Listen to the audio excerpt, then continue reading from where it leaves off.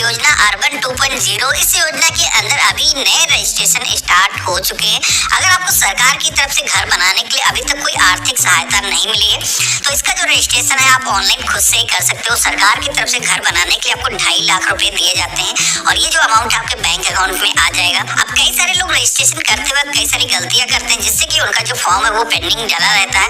आपको यहाँ पर पूरा लेटेस्ट प्रोसेस दिखाऊंगा किस तरीके से आपको कौन सी इन्फॉर्मेशन कहाँ पर दर्ज करना है जिससे कि आपको इस योजना के अंदर बेनिफिट मिल पाए। सबसे पहले तो अपना जो ब्राउजर है वो ओपन करना है। यहाँ पर आप सभी को सर्च करना है PMAY अर्बन। तो आप सभी के सामने शहरी क्षेत्र की जो आवास योजना की ऑफिशियल वेबसाइट है आ जाएगी।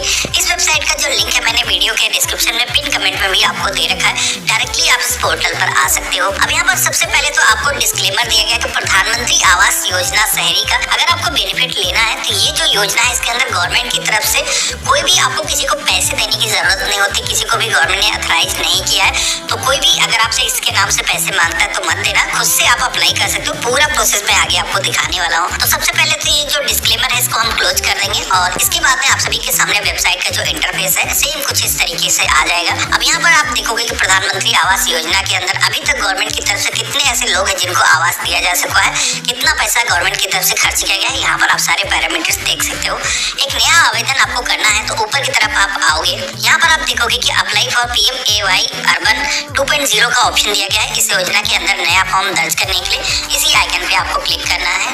तो प्रधानमंत्री आवास योजना के अंदर अप्लाई करने के लिए जो अभी नया पोर्टल आया है सेम इसी पेज पर आप आ जाओगे। यहाँ पर एक नया रजिस्ट्रेशन करने के लिए अप्लाई फॉर PMAY के ऑप्शन पे क्लिक करना है।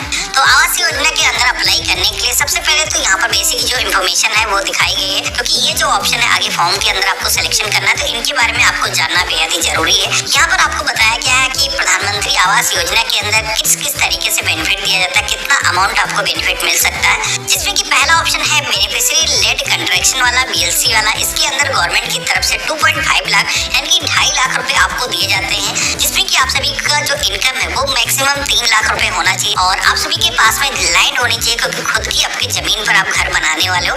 तो 45 स्क्वायर मीटर आपके पास में लैंड होना चाहिए जो कि अगर हम फीट के अंदर देखें तो 485 स्क्वायर फीट मिनिमम आपके पास में जमीन होनी चाहिए कंस्ट्रक्शन करने के लिए। इसी के साथ में अगला ऑप्शन है affordable housing in partnership AHP वाला।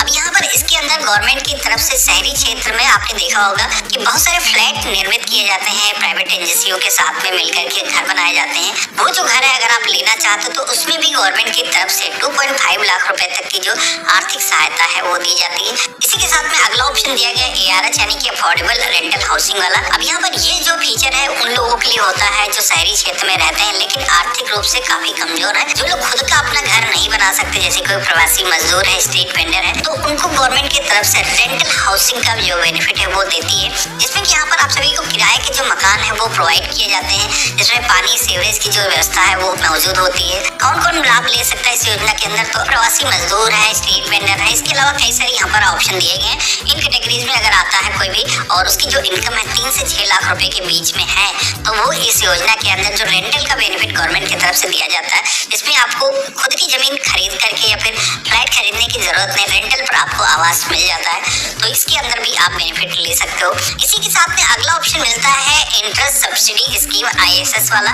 इसके अंदर आप सभी लोगों को अगर आप होम लोन लेते हो उस पर गवर्नमेंट की तरफ से आपको आर्थिक सहायता दी जाती है यानी कि उस पर सब्सिडी आपको गवर्नमेंट की तरफ से प्रोवाइड की जाती है जो इंटरेस्ट लगता है। इसके अंदर कई सारे कैटेगरी के लोग बेनिफिट ले सकते हैं जैसे कि EWS 3 लाख रुपए तक की अगर आपकी इनकम है, LIG 6 लाख रुपए तक की, MIG 9 लाख रुपए तक अगर आपकी इनकम है तो इस योजना के अंदर आप बेनिफिट ले सकते हो। तो ये चीजें आपको जानना बेहद जरूरी है क्योंकि आगे आपको सिलेक्शन करना पड़ता है। तो यहाँ पर अब हमें क्या करना है, पेज में और नीचे की तरफ आना है। यहाँ पर डॉक्यूमेंट्स के बारे में बताया गया है तो यहाँ पर आपका आधार कार्ड, इसी के साथ में जितने भी फैमिली मेंबर हैं उनका आधार कार्ड मौजूद होना चाहिए, बैंक अकाउंट होना चाहिए, income proof, caste certificate, land के भी डॉक्यूमेंट होना चाहिए अगर आप BLC कैटेगरी के अंदर अप्लाई कर रहे हो।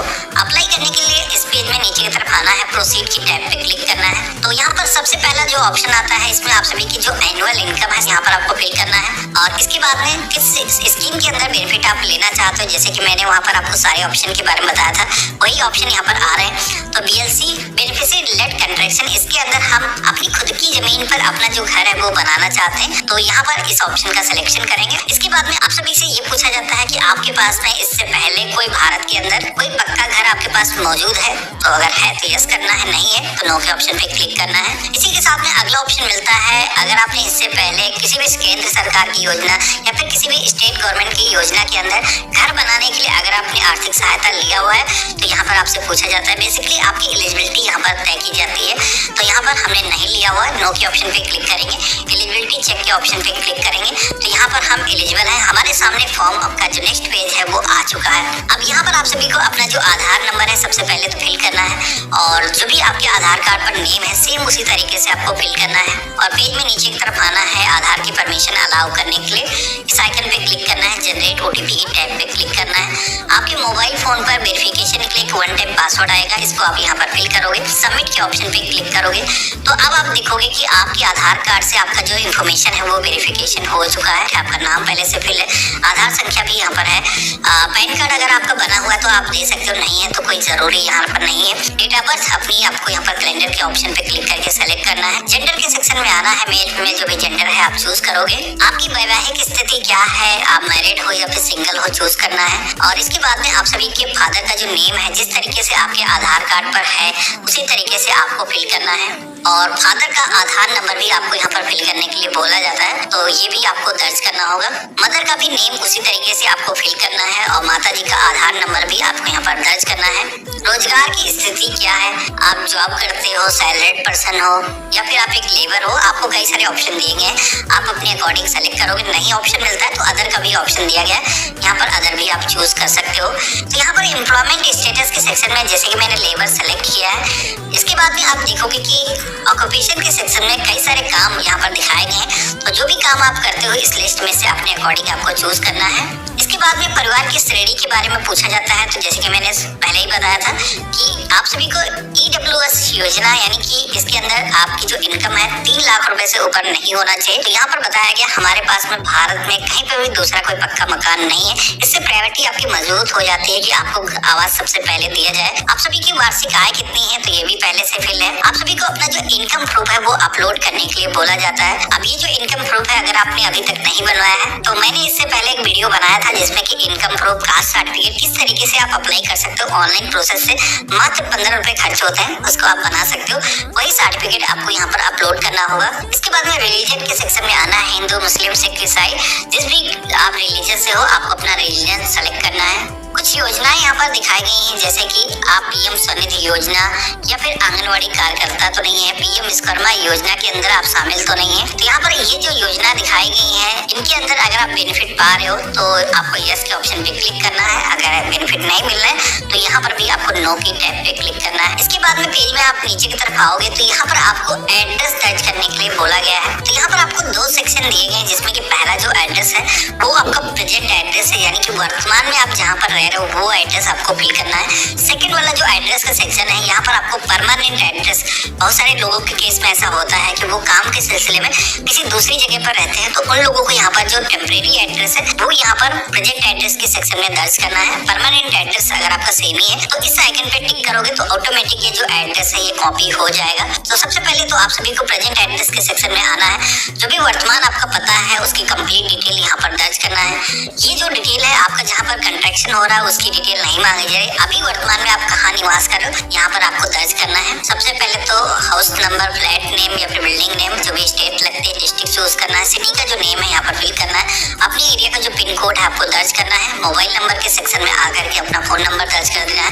ईमेल आईडी जरूरी नहीं है लेकिन फिल कर लो, और इसके बाद में यही एड्रेस अगर आपको कॉपी करना है तो सेम एज प्रेजेंट के ऑप्शन पे क्लिक करोगे तो ये जो एड्रेस है दोबारा से आपको फिल करने की जरूरत नहीं है। अब नीचे की तरफ आप आओगे तो देखोगे कि यहाँ पर एक बार फिर से आपको एड्रेस दर्ज करने के लिए बोला जा रहा है। अब ये जो एड्रेस है जहाँ पर भी आपका जो कंस्ट्रक्शन होना है उसका जो एड्रेस है आप सभी से पूछा जाता है, जहाँ पर आप अपना घर बनाने वाले हो। अब आपकी जो जमीन है अगर पहले से उस पर कोई घर नहीं है तो उसका जो भी लोकेशन है आपको यहाँ पर फिल कर देना है। अगर उस पर आप रह रहे हो, कच्चा मकान पहले से बना हुआ है तो यहाँ पर आपको उसका जो एड्रेस अगर आपने ऊपर फिल किया हुआ है तो सेम एज प्रेजेंट एड्रेस का ऑप्शन दिया गया है, सेम एज परमानेंट एड्रेस का ऑप्शन दिया गया है। इन पर टिक करोगे तो ये जो एड्रेस है ऑटोमेटिक यहाँ पर कॉपी हो जाएगा। इनमें भी आपको फिल करने की जरूरत नहीं होगी।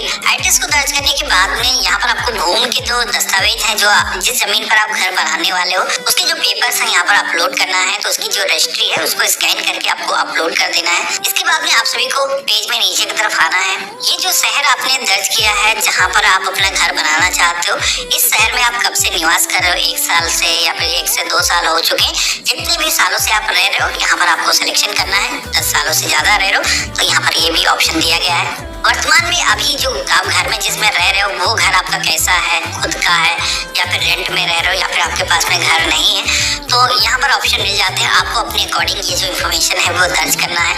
इसके बाद में आप सभी को फैमिली मेंबर की जो डिटेल्स है दर्ज करने का जो ऑप्शन है वो मिल जाता है। यहाँ पर 1 बाय 1 परिवार के जितने भी सदस्य हैं उनका जो नेम है यहाँ पर इंटर करना है, उनकी जो डेट ऑफ बर्थ है दर्ज करना है, जो भी आपसे रिलेशन है उनका यहाँ पर रिलेशन सेलेक्ट करना है, मेल फीमेल जो भी जेंडर है सेलेक्ट करना है और यहाँ पर उनका जो आधार नंबर है वो दर्ज करना है। इसके बाद में ऑक्यूपेशन के सेक्शन में आओगे तो यहाँ पर कई सारे ऑक्यूपेशन दिख जाते हैं, जिसमें कि हाउस वाइफ या फिर अगर कोई काम करता है तो यहाँ पर उसका जो काम है वो सेलेक्ट कर लेना है। परिवार में बच्चे भी हैं तो ऐड ऑप्शन पे क्लिक करोगे तो और भी रो आ जाती हैं जिनमें आप अपने बच्चों की जो डिटेल्स है वो ऐड कर सकते हो। इसके बाद में नीचे की तरफ सेक्शन मिलता है बैंक अकाउंट डिटेल को दर्ज करने का, जिसमें कि आप सभी को अपना जो बैंक अकाउंट नंबर है जिसके अंदर ये जो बेनिफिट है आप प्राप्त करना चाहते हो यहाँ पर आपको फिल करना है। इसी के साथ में पोस्ट क्लिक कन्फर्म के सेक्शन में रिपीट अपना जो अकाउंट नंबर है वो दर्ज कर देना है। आप सभी से आपका जो IFSC कोड है वो भी पूछा जाता है, जो कि आपकी पासबुक जो होगी आपके पास में उस पर प्रिंटेड होता है। ये जो कोड है वहाँ से देख करके आपको फिल कर देना है। अब पेज में आपको नीचे की तरफ आना है। यहाँ पर कुछ स्कीमें आपको दिखाई गई हैं, जिसमें कि मुफ्त बिजली योजना, आयुष्मान भारत उज्ज्वला योजना। इन योजनाओं के अंदर अगर आप पहले से इनरोल हो, आपको बेनिफिट मिल रहे हैं तो आप यहाँ पर बता सकते हो। यस के ऑप्शन पे क्लिक करोगे अगर आपको बेनिफिट मिल रहे हैं, नहीं मिल रहे हैं तो नो के ऑप्शन पे क्लिक करना है। आई हेयर बाय डिक्लेयर के ऑप्शन पे क्लिक करना है। जो भी आप जानकारी दे रहे हो पूरी तरीके से सही है और सेव के ऑप्शन पे क्लिक कर देना है। अब जैसे हमने सेव के ऑप्शन पे क्लिक किया है तो हमारी जो एप्लीकेशन है यहाँ पर रजिस्टर हो चुकी है। बाकी इस पोर्टल पर आपको ट्रैक करने का ऑप्शन मिल जाता है, आप अपनी एप्लीकेशन को ट्रैक कर सकते हो। बाकी आप सभी का ये जो आवास है इसका जो फॉर्म है अप्रूव होने के लिए आपके घर के पते पर प्रधानमंत्री आवास योजना के अंदर सर्वेक्षण के लिए आपके घर पे कोई ना कोई आएगा। एक बार आपकी जमीन का जो सर्वेक्षण होने के बाद में ये जो बेनिफिट है आपके अकाउंट के अंदर ट्रांसफर कर दिए जाएंगे। तो इस तरीके से आप सभी लोग प्रधानमंत्री आवास योजना के अंदर अपना जो रजिस्ट्रेशन है वो कर सकते हो। रजिस्ट्रेशन करने के बाद में आपको यहाँ पर इसका जो रेफरेंस नंबर मिलेगा, इसके जरिए आप पोर्टल पर आकर के अपना जो फॉर्म है उसको ट्रैक कर सकते हो। बाकी आप सभी को अप्लाई करते वक्त जो इनकम सर्टिफिकेट, कास्ट सर्टिफिकेट की आपको जरूरत पड़ती है, उसके लिए हमने ये वीडियो बनाया हुआ है जिसपे आप देख सकते हो किस तरीके से आप खुद से 15 रुपए दे करके अपना जो इनकम सर्टिफिकेट है या फिर कास्ट सर्टिफिकेट है बना सकते हो। तो इस वीडियो को जरूर चेकआउट करना। बाकी हम मिलते हैं ऐसे ही एक नए वीडियो में। चैनल पे नए हो तो सब्सक्राइब करना। वीडियो तो पसंद आई होगी, वीडियो को लाइक करके जरूर जाना। गुड बाय, जय।